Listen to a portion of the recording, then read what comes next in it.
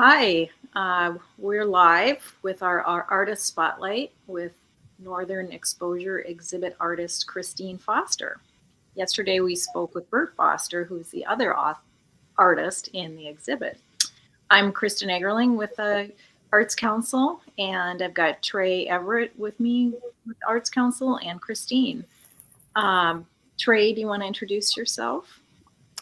Yeah, I'm Trey Everett. I'm the showcase specialist for the Northwest Minnesota Arts Council. So that just means I work with primarily with the gallery in Thief River Falls that's at Northland Community and Technical College, which is actually where Christine is at as we speak, which is exciting because we're having our first spotlight with an artist in the gallery. So we'll get to see firsthand what the gallery looks like and get to see some of Christine's work.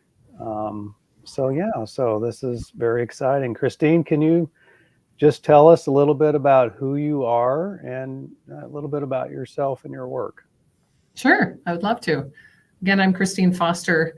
I have been creative pretty much all my life. I've enjoyed drawing, painting, and it's not just in creativity is not just in the product, and producing. It's in the experience. It's in seeing something, the extraordinary in the ordinary, and I've just enjoyed nature in that aspect, and just seeing, just the extraordinary in the ordinary, and then I try to express that in my artwork and share it with others, what I've seen, what I've felt, what I've experienced.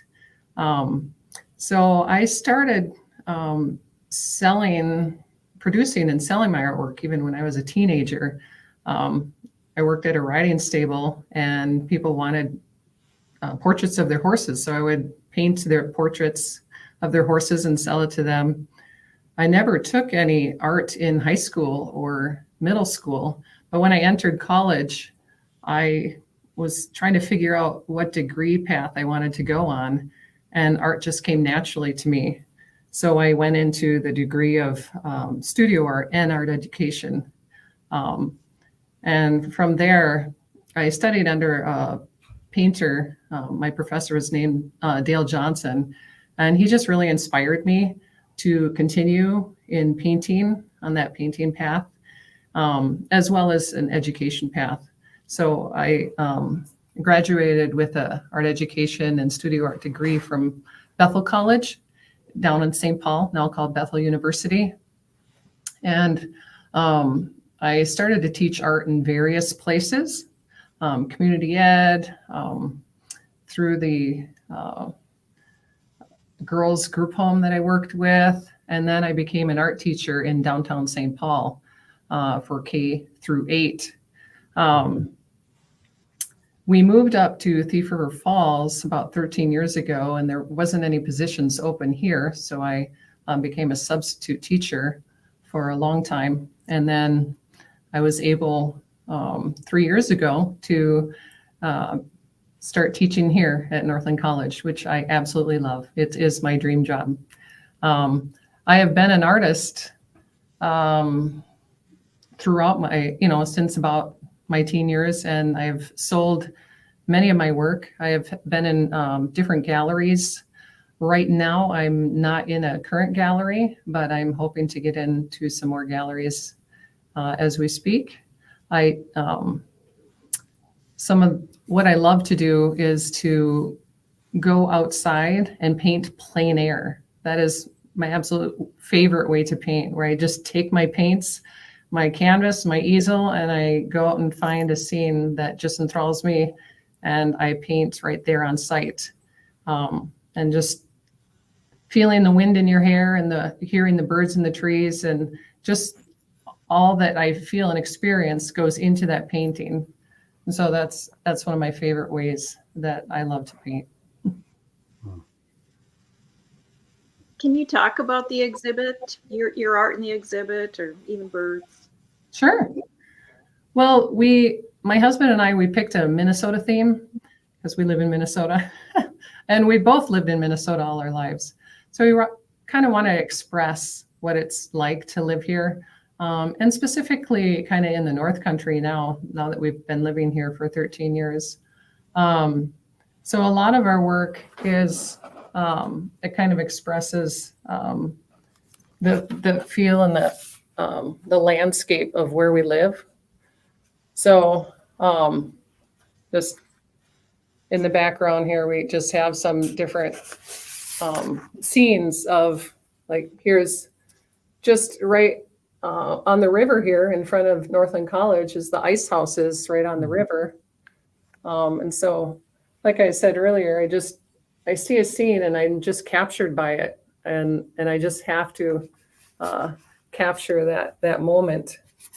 Here's down by Hart's Park, just the red bridge, or just City Hall.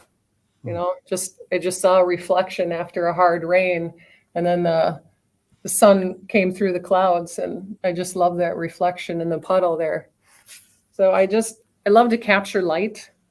I love to capture color and value. Here's just a scene with a creek running through it. And I just love the simplicity of it, and just the light coming through, sparkling off the water. So, and this was just walking down a dirt road one day. I was just taking a walk, and the sky, the clouds just captivated me. And so I took a photo of this one and painted it back in my studio, because at sunset or sunrise, I can't capture that moment that quickly because it's gone within like 5 minutes. So in those cases, I do have to take a photo and then I'll paint from the photo. But other cases, like this one right here, this is painted plein air. So I went in my backyard and I just love the lines of the trees and the colors of the leaves. And so I painted that. And it takes about 3 hours. Within 3 hours, if you don't have like the shadows and the values captured, then the sun, changes all the values. So I try to at least get all the values and the shadows down. And then I can finish it in my studio if I haven't finished it outside. So those are, and then when we go to visit some different places around Minnesota, like Grand Marais, then I love to capture those moments, either in plein air or by photo, and then I'll paint it later. Hmm.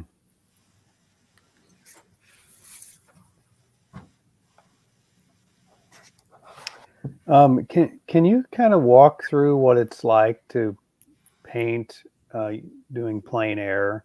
Like, what's your process? Do you know ahead of time that I'm kind of going to go to this particular area? How long does it take you to kind of find the perfect spot you want to paint from? Do you stand when you paint? Do you sit? Do you bring your lunch?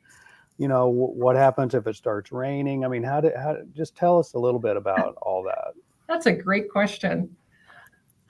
First, it's carving out time for it.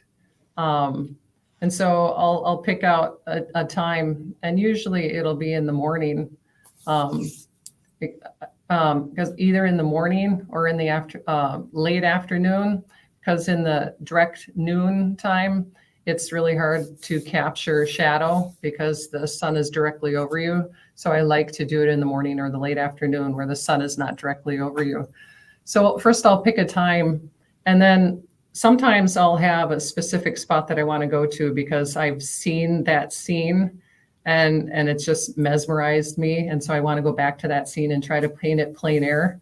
At other times I have just picked a time and I'm like, okay, I'm going to go out and I have no idea where I'm going to paint. All right. And I just feel led to, go somewhere. I'm like, okay, where should I go? And then I'm like, well, I'm going to go into my, backwoods and see if anything inspires me there. Or I'm going to just get in my car. I'll throw in my easel and something to eat and a water bottle and all my paints and canvas, and I'll stick it in the car and I'll just go driving until something inspires me, and then I'll stop.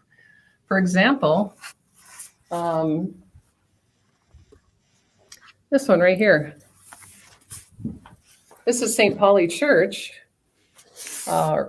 in Thief River Falls. And I was just driving along, and it's captured my attention before. But when I went there, I was just like, something captivated me by this. And just the sun hitting, the church and the clouds were just incredible. At the time, it wasn't exactly like this. I had to just capture the church and the roadside.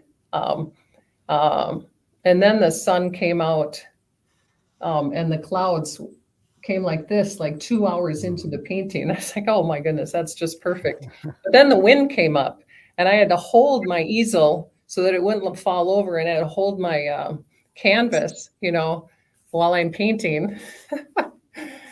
And then cars pass by and they're wondering what you're doing, Right. So. Okay. Mosquitoes, I'm sure you've got lots of things you have to work with. Oh yeah. Yeah. Like this one was painted in Red Lake Falls.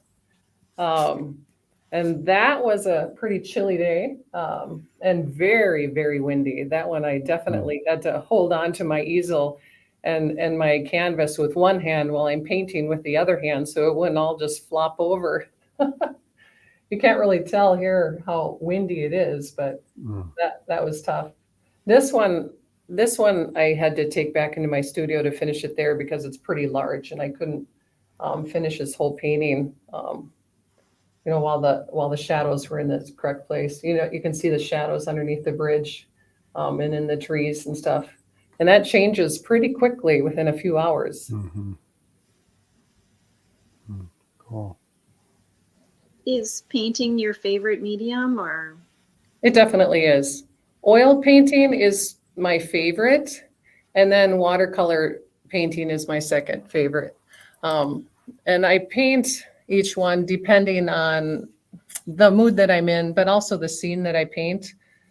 Like here's just a little watercolor that I did of my front is just off the dirt road, and I just wanted to capture the scene quickly, and just freely. Watercolor is such a free flowing medium, and there's something about it that I really love, and so I love to capture some scenes, especially water scenes, obviously with watercolor. Like this one at the North Shore, this is a plein air, and I just sat there and just wanted to capture all the ripples and the reflections in the water.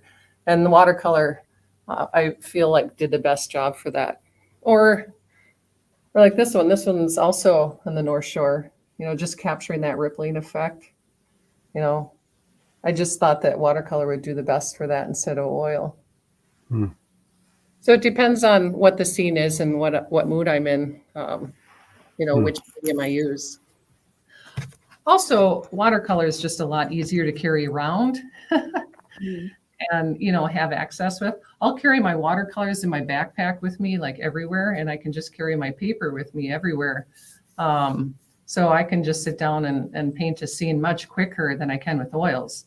And then when it's done, I can just put it back in my backpack. Where my oil paints, when I'm done, I have to set up my easel, I have to set up my canvas, and then cleaning up oil paints is a lot more process than cleaning up your watercolor paintbrushes, because you have to use to clean off all your brushes, clean your palette. And then when you're done with your painting, you can't just stick it in your backpack. There's this wet painting that you have to deal with, right? And so you have to carry this around, or I'll strap it on the back of my easel, because I have backpack straps on my easel, and then I'll put that on the back of my easel, but I have to make sure that doesn't touch anything. So plein air oil painting it's much more involved process, but it is definitely rewarding. You mentioned the mood you're in. So how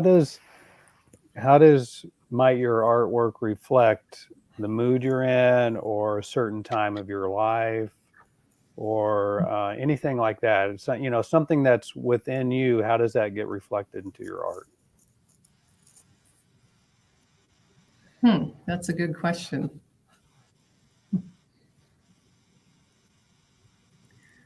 Art is therapy for me. So it's like I need to paint. I need to draw. I can feel when I don't, that it's harder for me. And so when I feel that way, I just know that I need to get out my paints or drawing pencils and produce some art. And it is so therapeutic for me. So just being out painting, in nature or in my studio, it's so therapeutic for me.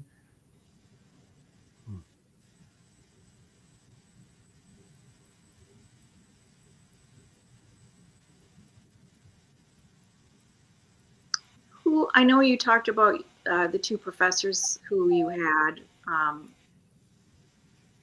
Who are your artistic influences? The baby? Do you have others? Yeah, well, besides Dale Johnson, Joe Paquette was definitely influence for me. He is a painter down in St. Paul, Minnesota. So after I graduated, I took his courses in the evenings because I would work all day during the day. And then I would take his courses on Thursday evenings in learning how to paint with oil paints and landscape and plein air.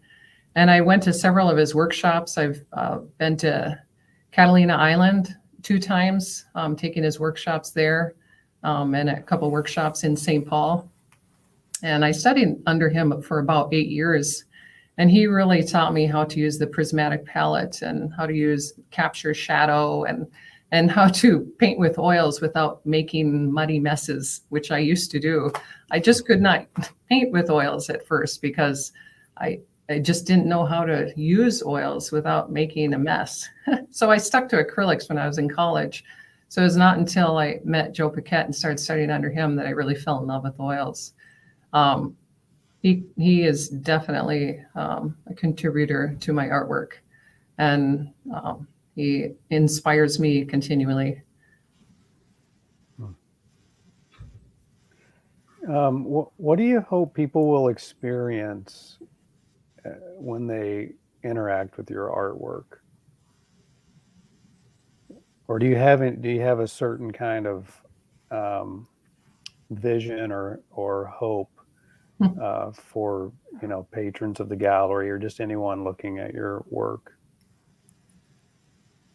I hope to capture for them a moment in time that when they look at each of my painting, they feel like they're in a place of timelessness, where they can just feel that moment.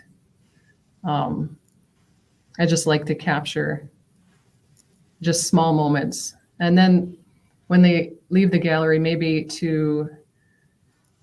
when they see scenes, they see things in a new light, in a different way, and as a teacher, that's what I love to do too, is to just teach my students how to see differently, and not just see things, with ordinary eyes, but to see the extraordinary in the ordinary. Just to see scenes or just things in a new way, in a different way that they maybe have never seen before. Mm-hmm. We talked about this yesterday a bit.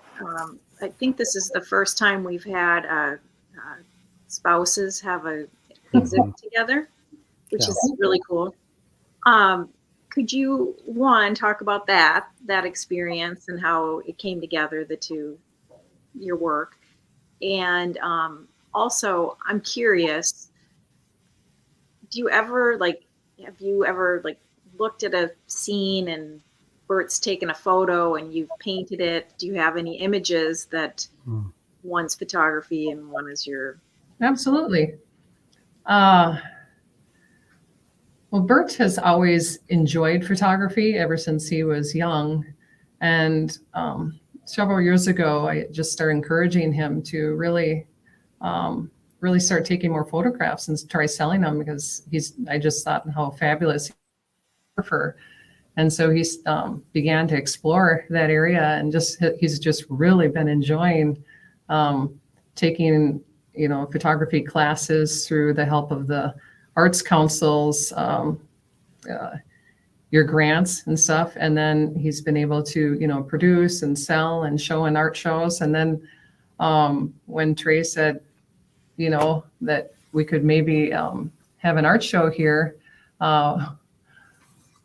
we thought, well, why not together, And so it's just been a really fun experience, at home. He's working on his photographs and I'm working on my paintings.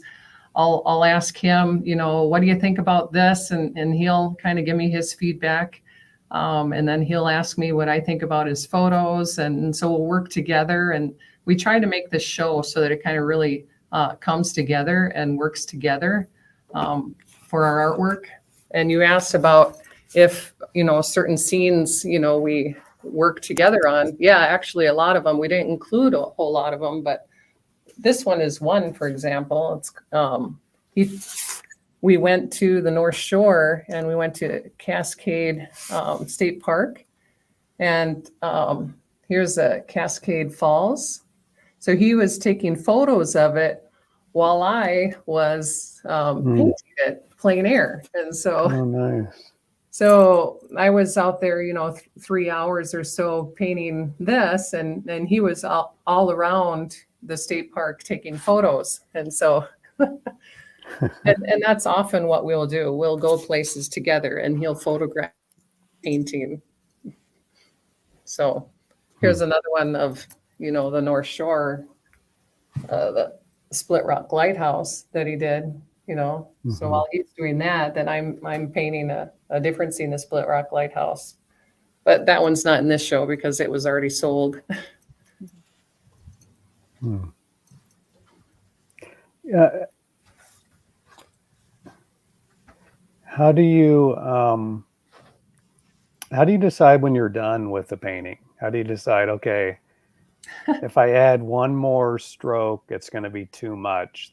I need to be okay with the way it is. How do you know when you're ready to stop? That's a great question. I don't always know, but and sometimes I take it too far, especially in watercolors. You can definitely take watercolors too far, because watercolors are meant to have that beautiful freedom, and fresh expression. And whereas you take it too far, and it just feels confined and worked over. Where oil is a lot more forgiving, where if you take it too far, you can kind of take it back again. And so I would say in watercolors, it's been a hard process to know when to stop, and then, so I'm still learning there, get it down, get it nice and fresh, and then stop there. But sometimes I quit too early also, like in my oil paintings, and then it's just, there's just something just not there, and I'll leave it for a while. I might leave it for weeks or months, because I just don't know what it still needs. And I might come back to it a couple months later when I'm like, that's it. This is what it needs. And then I'll add that, just that stroke of light or that small detail. And then it just comes alive. And I'm like, okay, there it is.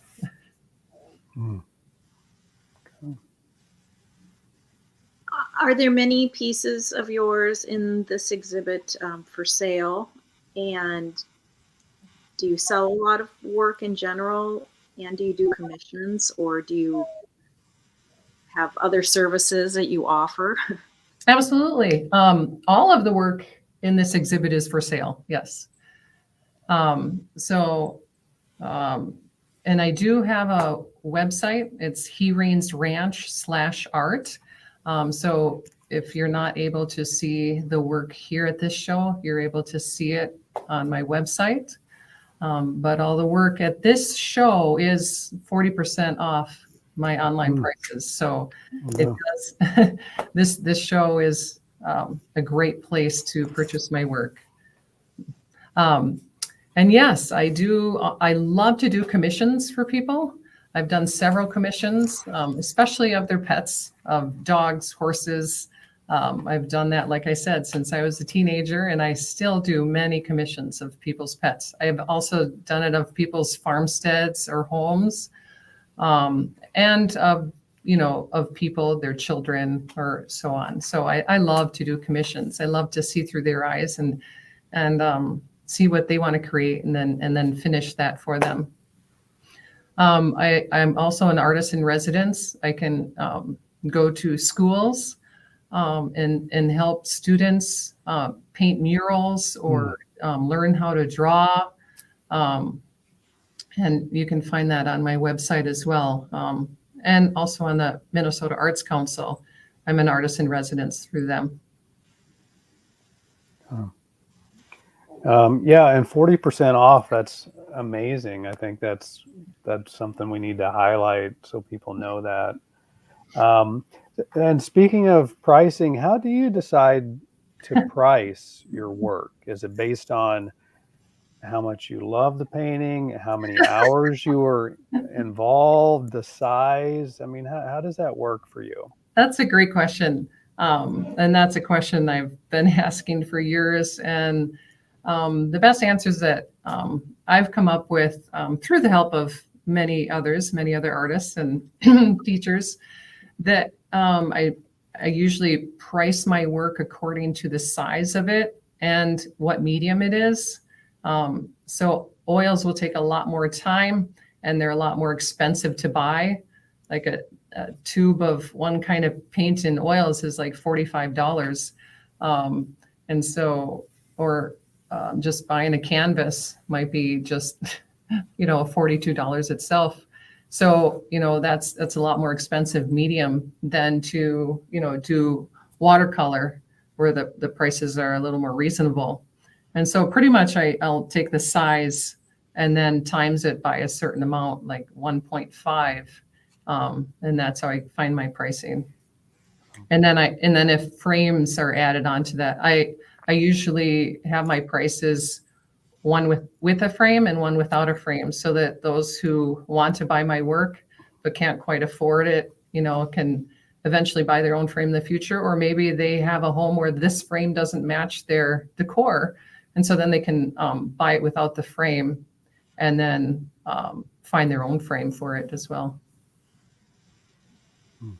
And speaking of pricing, Bert and I, we just found out from a friend of ours that he's established many schools in Haiti, and he was just reaching out to us saying that all of his schools had to close because of the gang violence there, and it's just unsafe. And that's where many of the students were able to receive food. And so a lot of the students, a lot of the children in Haiti are don't have food right now. Some of them are starving. And so we really wanted to use this exhibit to raise awareness of that and to raise money for it. So 50% of all profits that Bert and I make off of this show will go towards feeding the children in Haiti. And all that money is going directly to the children, to the food supply, because we have a private person who can get the money directly there and to get food for them. Wow, that's great. Yeah, that is great. Okay, and then we can you send us like maybe a PDF of that poster or that flyer? Absolutely, I'd love to. Yeah, because I can add it to the information on our website about your exhibit. Oh, that'd be great. Thank you. Yeah. And then I'm hoping to go to Florida and give that money directly to my friend who can get it right to Haiti as soon as we can, when the show ends. Cool. Can you talk about how art is important in society? Art, creativity, it's about making connections. Um, it's like making connections with our inner world and the outer world. Um, and so I think creativity is needed for everybody, and everybody is creative in their own way. Um, Creativity is not just limited to painting or sculpting. People are creative in their own way, like as in knitting or um, in redoing an old car, or I mean, there's a variety of ways that people love to be creative, and I think it's so important for people to find their creative side. It's such an outlet and a therapy, as I've said before. I think that art transforms ideas and dreams and imaginations into reality. It's art is a way of communicating between people, and it's a way to communicate without having to use words. Because sometimes, and sometimes it's a way of communicating with words too. I mean, obviously, there's many authors and poets who communicate with words, but that art is also a visual means of communicating as well. Oh. And art is also a process. I think a lot of people think that art is just an end product. Art is, I like to emphasize that it's really a process. And with my students, I try to emphasize that, don't worry about the product right now. It's the process, it's the experience that you're going through as you're painting, just feel that moment, and so I don't know, I think that's very underemphasized in our world today, that the importance of the process. Mm-hmm. Yeah, speaking of art communicating, this visual communication, how does your work comment on or communicate about something? Does it comment on anything that's going on in current politics or society or spirituality? Can you say something about that? I think art is a communication between the artist, and the artwork, and the creator and the observer. I mean, it's that communication. And I guess a lot of my artwork is just communication of what I'm experiencing mostly in nature, because nature just is that therapeutic spot for me. And I know it is for a lot of other people too. It's where you just step into a timeless place. And so that's why I love to capture those moments for other people, where I can just capture that moment in time. And I love to capture just a lot of hope for people, because I think right now is a time of a lot of stress for people and hopelessness. And so I'm trying to capture hope, and then peace, a lot of peace in my work, where, or tranquility, where when you look at my work, you just feel that sense of peace. And you can just breathe again and relax. And so my work's not necessarily about politics or what's going on in society, but maybe, that there's hope within all this that's happening in society. Okay. Is there anything you would like people to know, or that you want to talk about that we haven't asked you about, your art, the exhibit? Well, I can show you a couple of these paintings over here.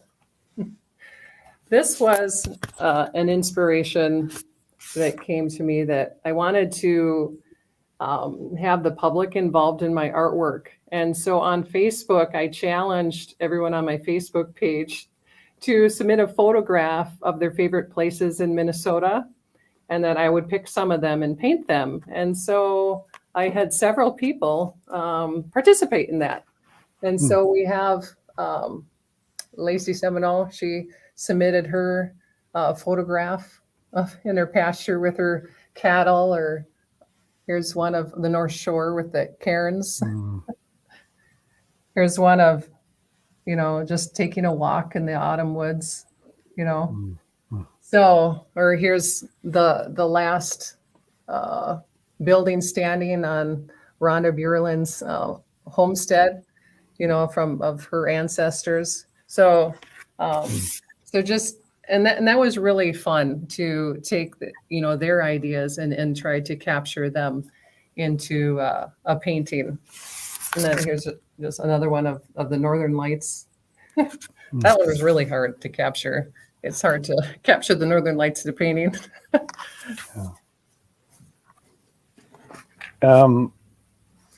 I guess one of my last questions is, what advice would you give to your younger self? That's a good question. To take risks, to never stop, to do what you love, and to not be afraid to do what you love and to go after your dreams. I think each of us have been given dreams deep inside of us that are meant to come forth. And I think a lot of people are afraid to go after those dreams for whatever reason.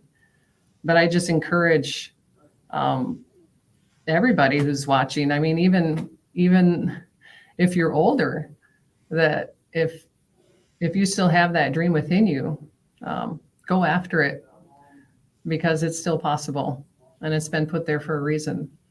And many of my dreams have come true. Lots been through hard work, but it's also been through blessing as well, like becoming a professor here at Northland College. That's been a dream of mine. I've wanted to be a professor of art all my life. I've also wanted to be an artist. That's also been a dream of mine. And so anything's possible. Keep dreaming, keep pushing, keep risking. Can you talk about opportunities at Northland? Is there a degree people can get in art? Do you have arts programming, or what can the community get? We don't have a specific degree path in art, but we do have several art classes that you can take. We have 2-dimensional design, face-to-face, 3-dimensional design, face-to-face and online. We have painting class and drawing. Painting is in the spring and drawing is in the fall. I also have advanced studio courses that you can take. And then there's online courses, art history courses, art history modern, art history ancient, and then we have arts appreciation that you can take online too. And then there's a photography class that is usually offered as well. Okay.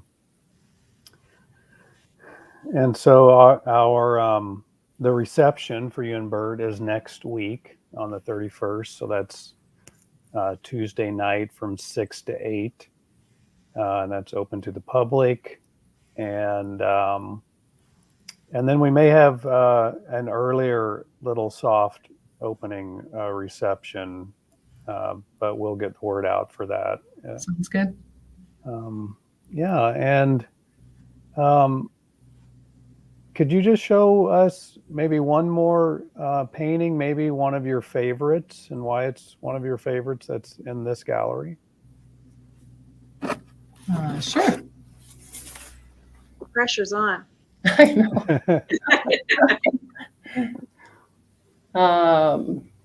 All right. This is called Safe Harbor and Setting to Sail.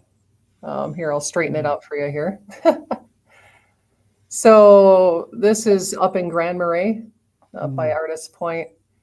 And I was there during the scene, I didn't capture it in plein air because the sun was setting very quickly. And so I just had to capture it with photo and in my thoughts and in my memory. And then I painted it in my studio. But there was something about this piece that was just mesmerizing to me, because you have one boat that's in the harbor, and safe in the harbor, where there's no wind or high waves or anything. And then you have one boat that's, setting off. He's taking off out of the safe harbor and setting sail. And it's just such it's like our lives, some of us are in that place of being in that safe harbor. And some of us are ready to set sail, and take those risks and go for it. And there's different times of life for each, and so there's some moments in my life where I need to be in that safe harbor spot in that space. And there's some moments in my life where I need to set sail and put up my sails and catch the wind and go where life is leading me. And so this is one of my favorite works. Great. Thank you. As well as just capturing that light. I mean, that's my favorite thing to do, is just capture the light in the moment. If I could say any, one sentence about my work, I'd like to say that I'm a capturer of light. Great. Thank you. Well, and I don't know if we mentioned, but the exhibit's open until March 3rd, Friday, March 3rd. And mostly during the hours of when the school is open during the day, or in the evening if there are activities. We do have a video of the exhibit if people want to watch that, so you can see it all if you can't make it there. But I think if you can get there in person, get there. We'd love to have you come. Yeah, and then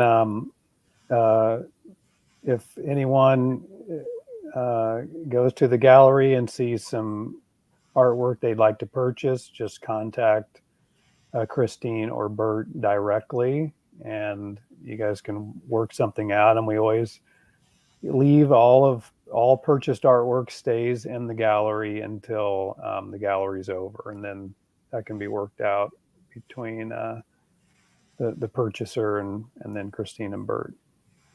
So Great. Okay, great. Very good. Thanks. Thank you, Christine. Absolutely. It's been a pleasure. Thanks so much for joining us.